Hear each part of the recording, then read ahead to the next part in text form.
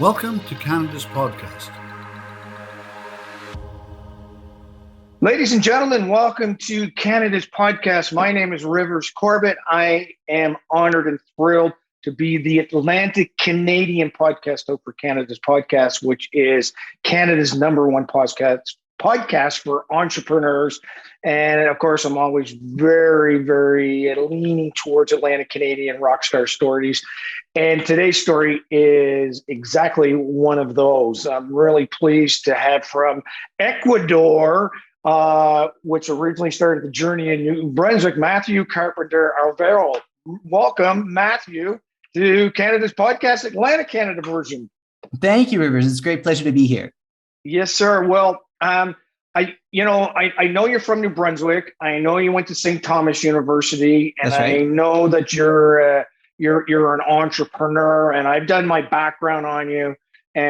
So I'm not going to dive right into that. What I want to dive right into is that you were referred. You were referred by a previous guest on the Canada's podcast, David Alston, who is very near and dear to New Brunswick, let alone the Atlantic Canadian landscape. The conversation was absolutely freaking brilliant with him.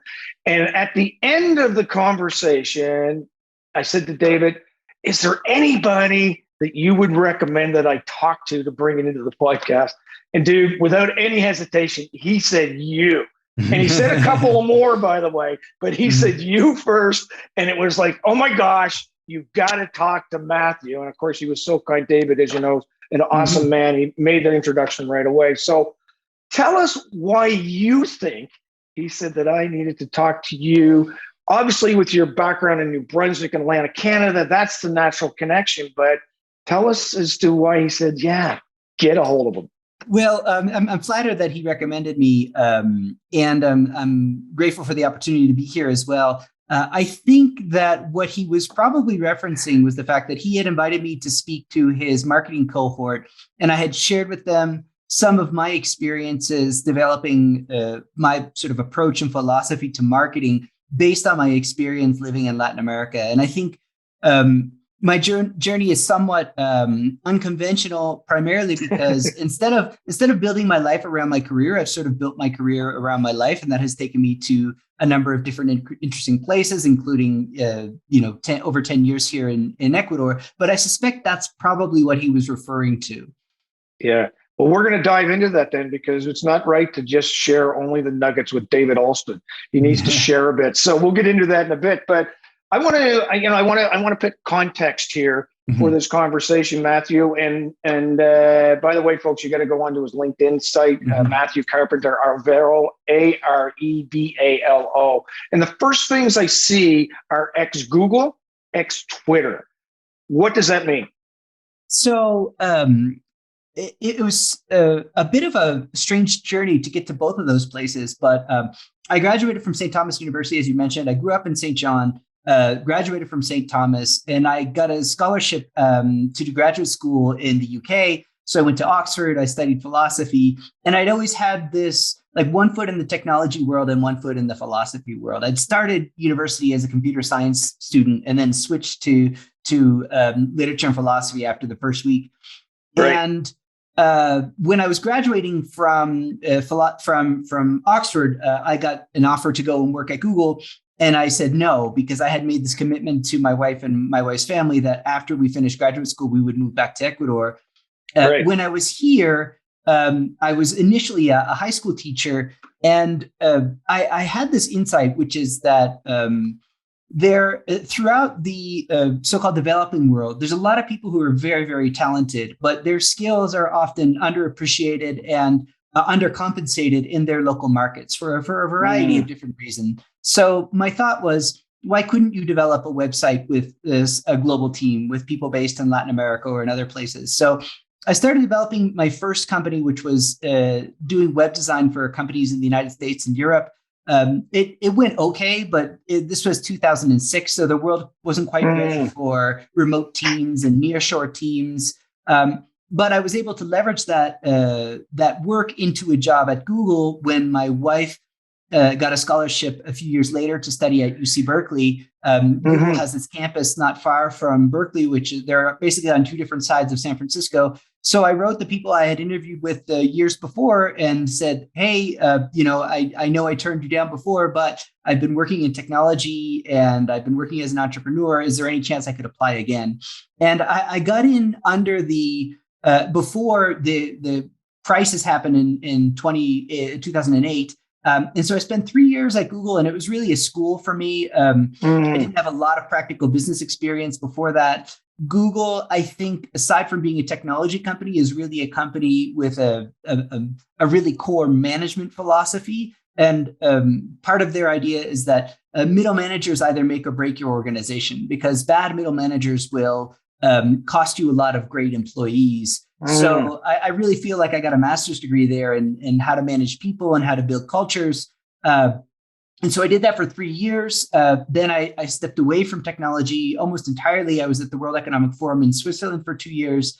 Yes. Then I came back to Ecuador, and Silicon Valley is actually a pretty small place. So a lot of my former colleagues had moved from Google to Facebook and Twitter. And one of them wrote me and said, hey, we're trying to set up a Latin American sales operation. Maybe you could help us. So I went and worked for Twitter for a while. But ultimately, I knew I wanted to be an entrepreneur. I knew I had to take the leap at some point. And so as soon as I finished up my time at Twitter, I started my company, which is built on the same notion as the first company, only now in 2014, the world was starting to get ready for globalized services. And let's talk on that in a quick sec. So a couple of observations come from that conversation. The first one is that you initially said no to Google because you promised your wife's family you would go back to Ecuador, and then she proceeds to take you to UC Berkeley.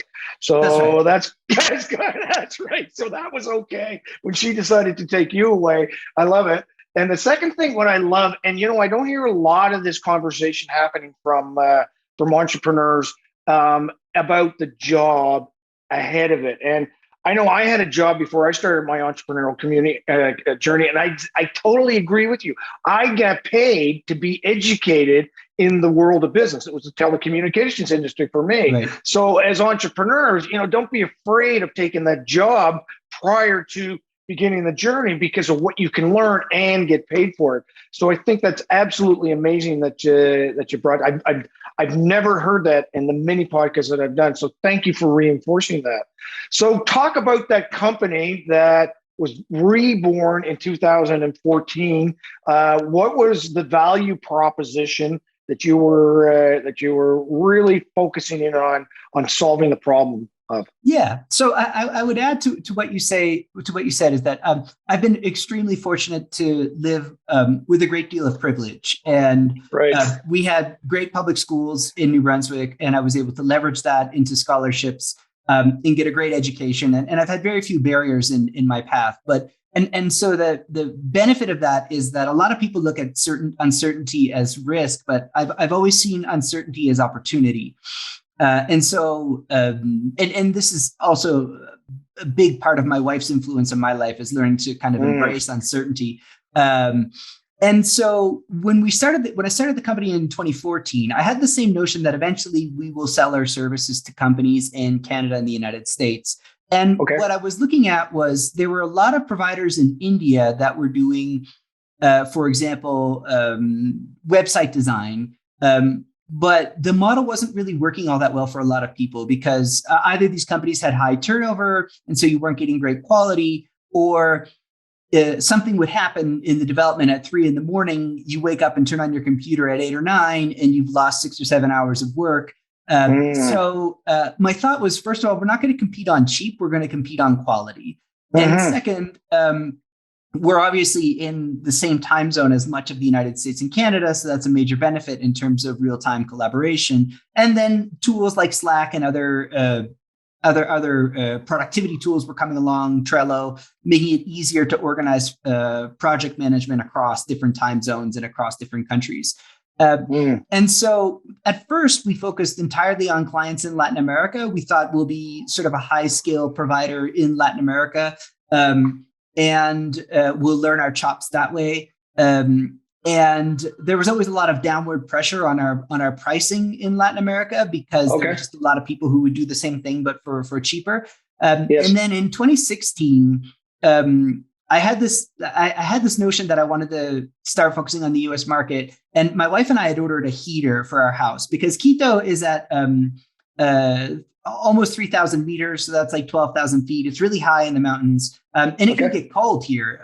People think that because we're on the equator that it's warm, but it can actually get quite cold. And the heater, the company that processed the purchase made a mistake between my credit card address and the delivery address. So they sent the heater to the wrong address. So I reached out to the CEO and I said, look, this happened. And we got to talking and he said, what do you do? And I said, well, I have this marketing company. And he said, well, I've been praying to God to send me someone like you. And so that was my first client in the United States. You were good. So God was on your sales team. I guess so. Yeah. It was divine intervention. And from there, we started building out our services for U.S. companies and Canadian companies, but with a very narrow focus. Our thought was, let's just focus on doing a few things really, really well. And let's be extremely picky about who we work with, because in the services industry, there's always a temptation to work with anybody. But if people haven't worked with your type of service before, then they might not necessarily understand the value that you add.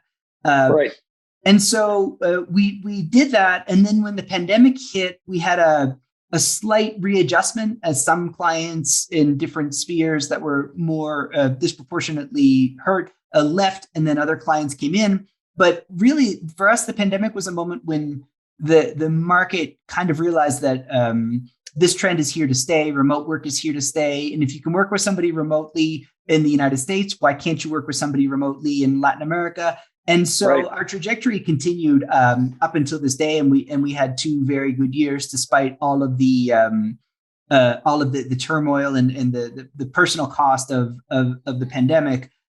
But one of the other things that had happened was that in 2019, here in Ecuador, we had some protests that shut down the country for a week. And it was during that week that we developed our kind of remote work infrastructure. And then after that, we never really looked back. So we were sort of ready to work remotely when the world became aware that remote work was going to become a thing. So let's kind of tie back into that marketing piece that David's group had the opportunity to learn from you about. So talk about that as an element for your company. And what's the name of the company? The name of the company is Centrico Digital. We just announced yesterday that has been purchased, so we can talk about that a little bit later. But I think the kind of key insight I had was when I lived in Ecuador in 2006, I would use the bus system to move around a lot in Quito, where I live. And I had this insight. So one of the things that happens on public buses, and this happens in any country in Latin America, here a public bus costs 25 cents. So it's very accessible. And then you get on the bus. And oftentimes what will happen is that people will get on the bus to try to sell you things. And some of these people can be very scary looking. And oftentimes what will happen is, maybe somebody gets on a bus and maybe they have a tattoo on their face. And they'll have like a bag of chocolates or a bag of candy, and they'll walk up and down the bus and they will put the chocolate in your hand. Okay.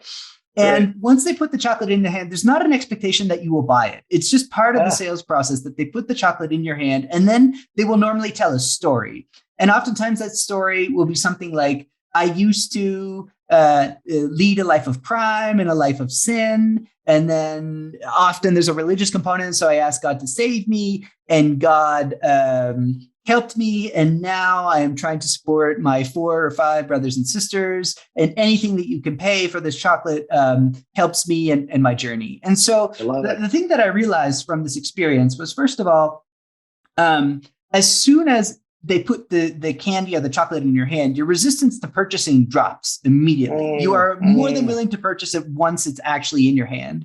And then the element of storytelling really changes that product from being a generic product into something that you have some sort of emotional or sentimental attachment to.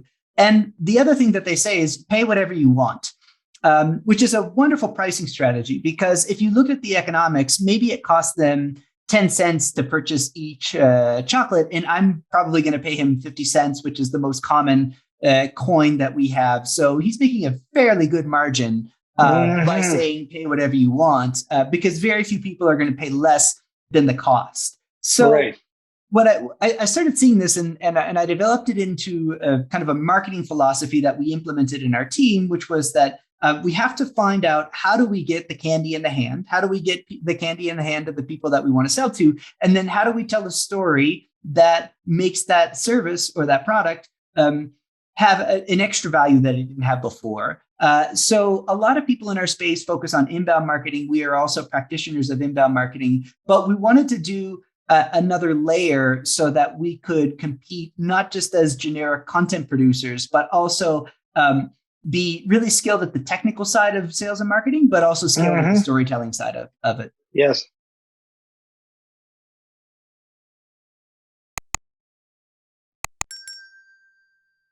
So you've become a master storyteller. So you went from Spanish and literature at St. Thomas into technology and Google, Twitter, and now you're telling bedtime stories, which you're a father, so that's quite naturally. Your bedtime stories must be just freaking epic. I mean, it really must be. I mean, right now we're very dependent on Cookie Monster and Elmo for those stories. As my kids get older, I'll hope to tell them stories that will make them curious about the world. Yeah, well, that's so wonderful. And just back to our friend David. I've introduced David a few times in my journey. I used to be the entrepreneur in residence for the province, New Brunswick, and I used to always say, I want my kids to grow up. I want everybody in New Brunswick to grow up, and the kids say to their parents, "Tell me that story of David Alston again." Yeah, it'd be a winner for sure. So you sold your company. Now tell me, if you could. And I don't want to delve into areas that are not aren't my business, but talk about the sales process of a business. What goes through? Because a lot of people hear that. They hear a lot about raising money, but what's the process of selling, and any tips? Yeah. So I had this spell in Silicon Valley, and I walked away from that experience really turned off from the world of raising money and, Series A, Series B, Series C. And because I realized, and through conversations with a lot of friends who moved from Google into the startup world, that no matter what value system you have, once you accept outside money, you will compromise your values to do what your investors want you to do. And it's basically because you're always on borrowed time. And then I have a friend who's working for a company that is going towards an IPO. And they said, and I asked him about it, and he said, for us, an IPO is just another capital raise, because you've always promised something. And to get that money allows you to survive. And now you have to go out to deliver. So I said, I want to create a company that requires no capital to get started, that is creative, because I'm very fulfilled with doing creative work. And that has this sort of social component to it. And one of the things we did was we decided that we would be sort of Robin Hoods of knowledge. So we would take the best practices around sales and marketing that a lot of large companies have, and we would share them with NGOs and purpose-driven organizations, because a lot of those organizations are filled with generalists and they often lack technical skills. So we would step in and provide that technical knowledge. And so we did this for 8 years. And then what I realized was that if you have a company and you're looking for an exit, then it's not just going to happen. This is the first thing is that people think that people, you build it and they will come and somebody will find you. You actually have to go out and market your product.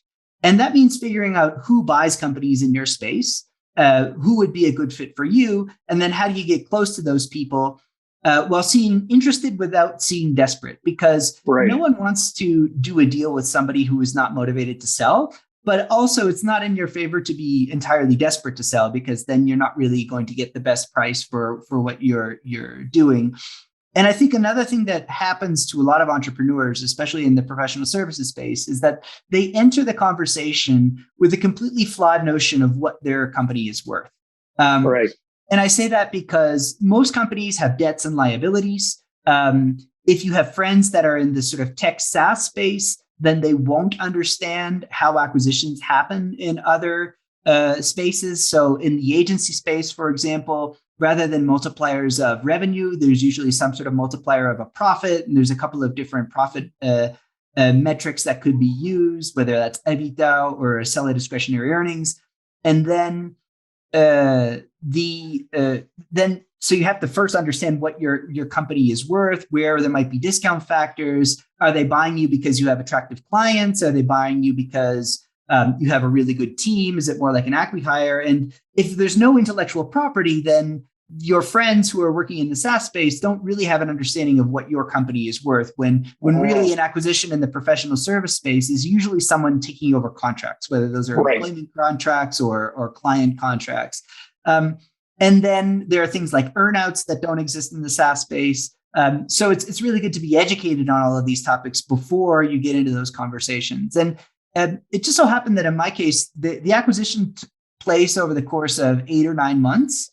And because I didn't have any imperative to sell, I mean, we had a really strong BATNA, a best alternative to a negotiated agreement, which was the company was doing better than it ever had before.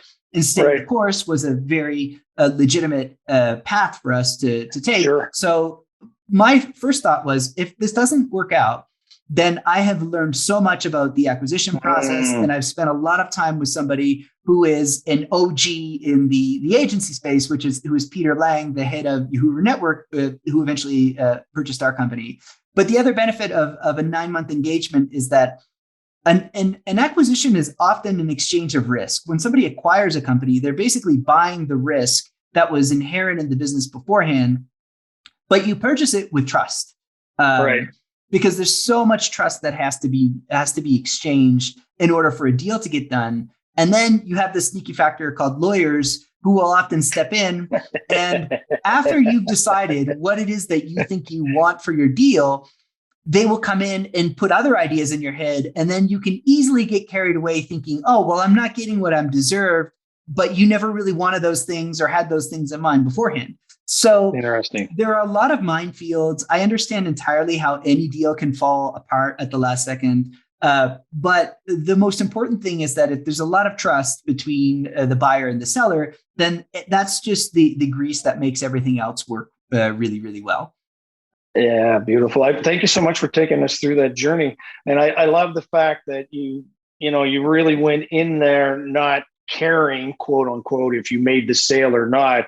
And I'm sure that made the entire process much better. I also, I love the fact about the way you entered into doing your businesses. Personally, I get very, I don't know if the word's distraught, concerned with how we glamorize raising capital as a society versus getting a freaking customer.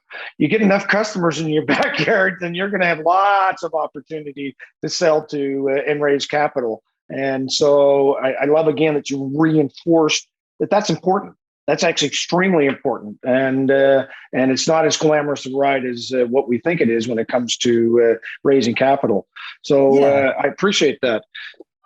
My wife says often that you don't have to be a unicorn. It's okay to be a workhorse. And, yes, exactly. There are a lot of good businesses out there that are workhorses that are very valuable because they haven't raised capital, or maybe they don't have too much debt or too many obligations on their hands, but they're great companies. Their fundamentals are good. Their unit economics are good, and they're attractive for other people. So we can get carried away with the media attention that's placed on these big exits and whatnot. But I don't necessarily think that we should all fetishize it as the goal, because I don't know that people, when they start down that path, are really aware of what they're in for.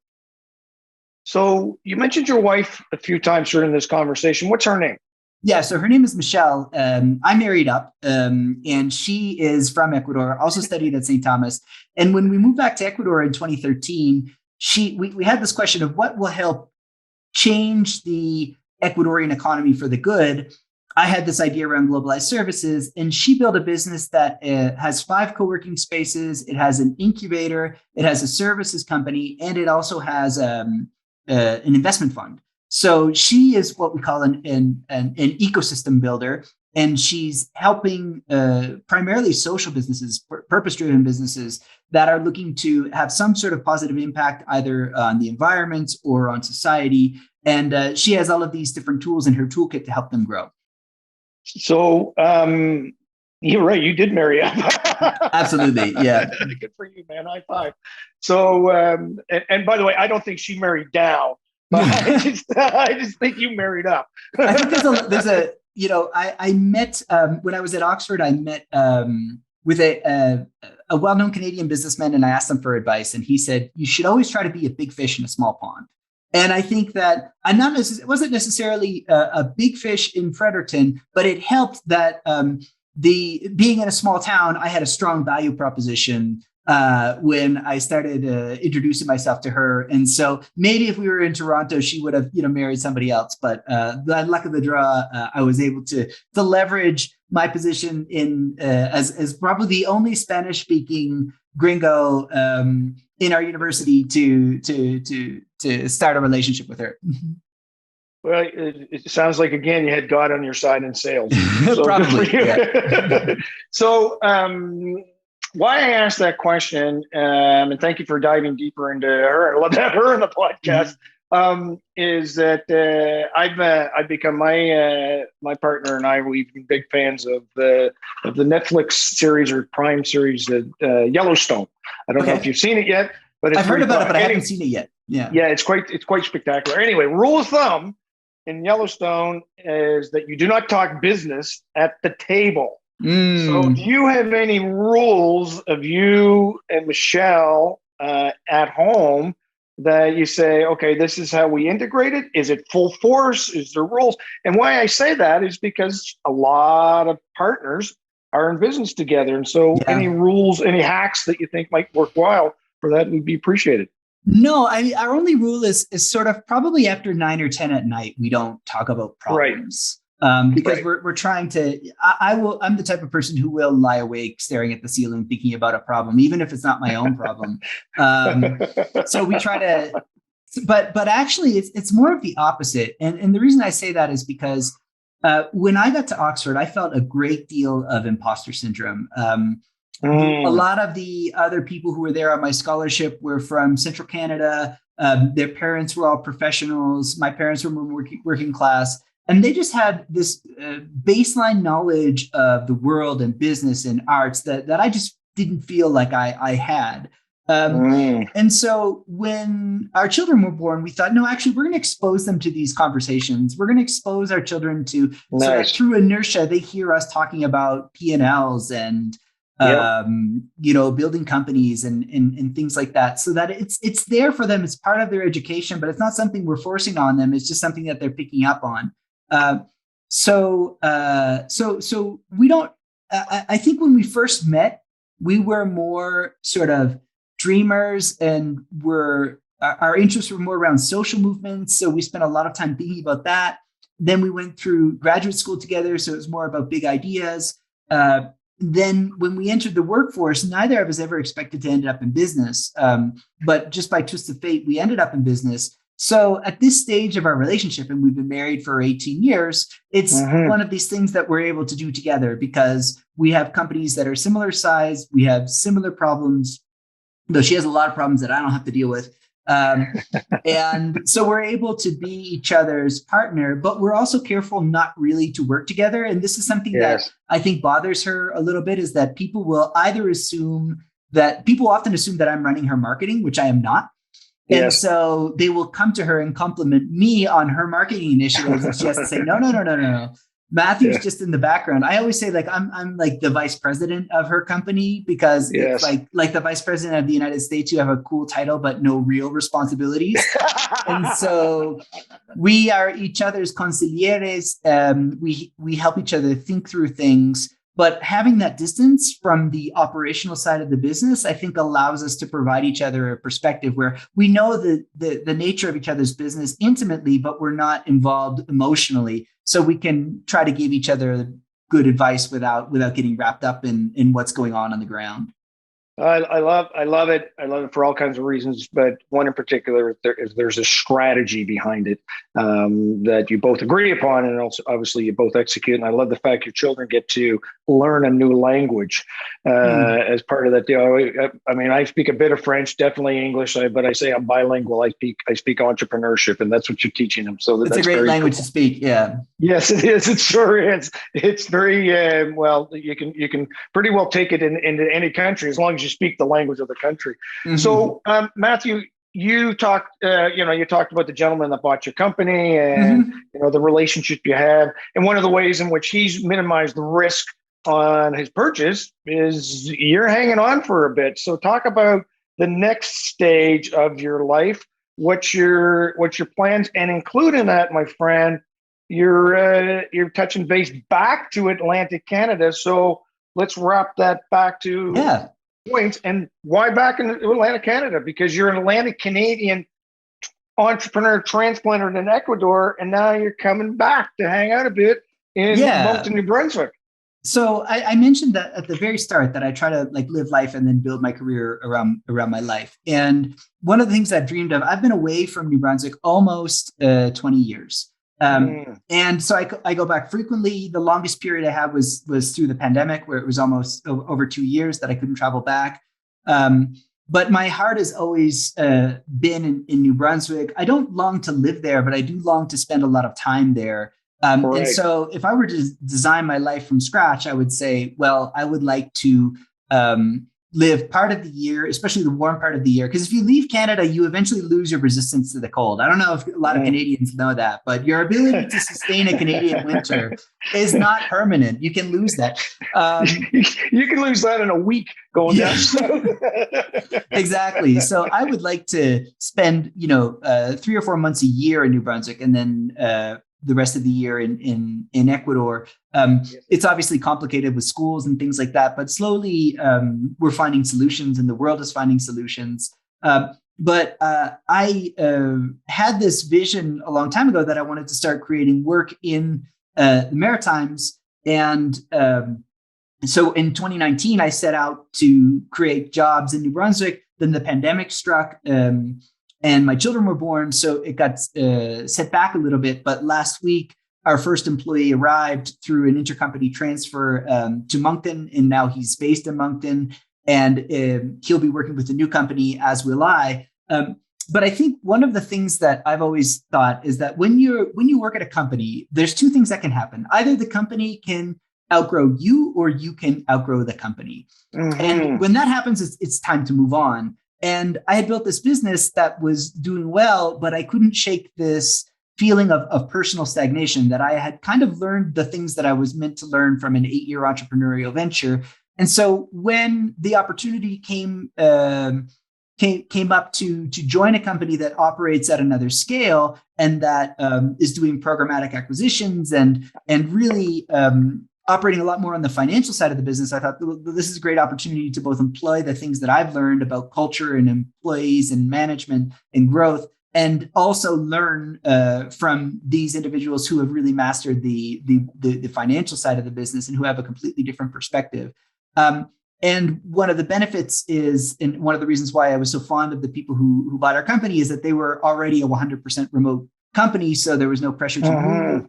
My team, 100% of my team moved from our company to the new company. And so there were new growth opportunities. And as an entrepreneur, I've always cared deeply about the people that work for me. And one of the things that was really hard for me to admit sometimes is when some of our employees had outgrown the company and then needed to move on and do other things. And so now I feel like all of us, myself included, have this runway that we didn't have before, of opportunity, of learning, of growth. And so when you start to calculate the cost of any deal, most people just focus on, well, what was the final number? What was, how much money did you You're right. Right. But there's all of these intangibles that have to be taken into account. And I feel like I won the lottery on the things that I really care about, in terms of being able to give the 27 people who were part of my company a new growth opportunity. And then eventually the idea of integrated global teams will just be so natural that you'll start a job and somebody will be in Argentina and somebody else will be in Bangladesh. And this is just how we work. So I'm happy to partake in the building of that reality. And I'm also excited to see it come to fruition. Well, a lot of things go through my head, but one of them is you're focusing on your people, and your desire to continue to learn more. I mean, I remember I was talking to a woman at the government one day. I said, she says, I said, where do you work? And she says, the government. I said, what department? And, and she says such and such. And I then asked her, I said, oh, you must absolutely love it. And she says, no, I hate it. And I said, well, why do you do it? She said, because of the benefits. And so I'm just like, So when I hear your focus on that and your genuineness behind it, that's just it's great leadership, my friend. And congratulations on that. I think it's really spectacular. Thank you. And I would just add to that just quickly because sure. Last year I published a piece in TechCrunch about the kind of Atlantic Canada tech boom. And one of the things that I've always believed was that eventually we would move to remote work and Atlantic Canada would be really well positioned to take advantage of that because we have such a high quality of life in Atlantic Canada. And I think we've seen that come to fruition. There's been a number of articles in the New York Times and other publications about people moving to Atlantic Canada. There's always an initial few bumps where property values change and things like that. But the truth is that you have these tech companies that have proven that you can build from New Brunswick. They were successful before things like the Great Resignation happened and before the pandemic happened. And now we just have this proof of concept, which means that we can build a very different economy for Atlantic Canada than the one we had before. And so in many ways, the things I'm doing and trying to do in Ecuador and Latin America are the same things I would like to see happen in Atlantic Canada, which is migration from economies that pull things out of the ground to economies where we use our heads and our skills and can therefore offer different opportunities, because I don't know what my opportunities would have been if I'd stayed in New Brunswick. I kind of had to go out into the world and to find my place. But my hope is that the next generation, the next few generations of New Brunswickers and Atlantic Canadians can build really fulfilling careers without having to move. Well, there's a couple of things that come up. I told you from the beginning this would be an ad-lib conversation, and indeed it is for me. But what you're teaching people here is, yes, the importance of understanding the value of and the opportunity to work directly from New Brunswick. You don't have to leave, but also you got to look beyond New Brunswick in order to really look for some magnificent opportunities. And I find that sometimes is a challenge for a lot of New Brunswickers, not necessarily New Brunswick entrepreneurs, to appreciate that the bigger world is really the bigger opportunity, which you can do in your own backyard. So Matthew, how do people hang out with you, my friend? Because they're going to be leaning in. And by the way, I know I mentioned about getting the bio. If you can send me that link for that TechCrunch article, that would be so helpful. Because we'll put that in the bio when we send out the promotion and so on. Yeah, man, how do people hang out with you? How do they find you? LinkedIn's obvious, but the best place to find me is on LinkedIn because I'm on Twitter, but I tweet mostly in Spanish. My community is mostly in Spanish, so it might not be as interesting to follow me there. But definitely LinkedIn is the number one place to go to find me. And I'm a big fan of that network. I publish there frequently different ideas about management and entrepreneurship and whatnot. So, and I'm the only Matthew Carpenter Arevalo there. So it's easy to find me. I love it. Well, we started this conversation with David Alston recommending you to me. Now I know why. This has been a spectacular conversation at the speed that I like to go to, by the way. So thank you very much for the opportunity to chat with you, Matthew. Congratulations on your journey. Keep doing your magic, and keep raising that Atlantic Canadian flag like you do. We sure appreciate it because you're showing us where opportunities lie and that we can do it. So keep on being a rock star, man. Thank you so much for your time. Very much appreciate this opportunity. And thank you so much for the invitation. You're welcome, sir. Okay, take care.